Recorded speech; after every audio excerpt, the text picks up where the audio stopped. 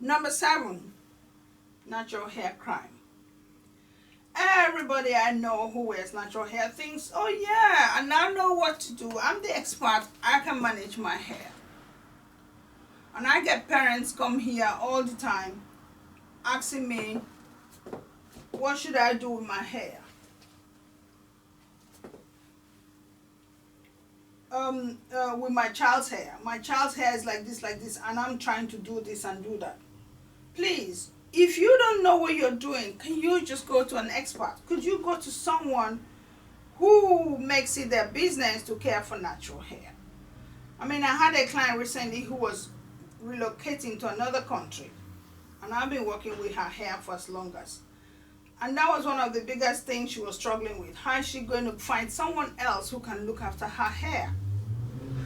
If you don't know what this is, please, I remind people all the time, the number of hair salons we have all over the place, we will not have them if everybody thought they knew what to do with their hair.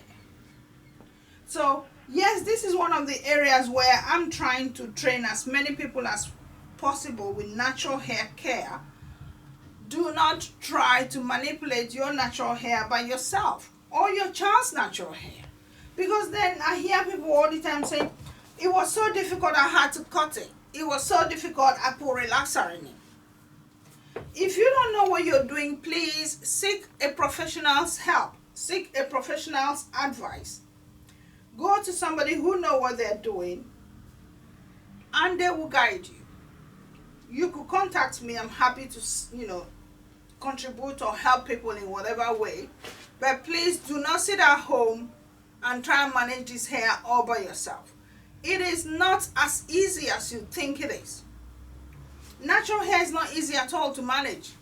So if it's a hairstyle you love to wear, please seek advice, seek help, seek professional support.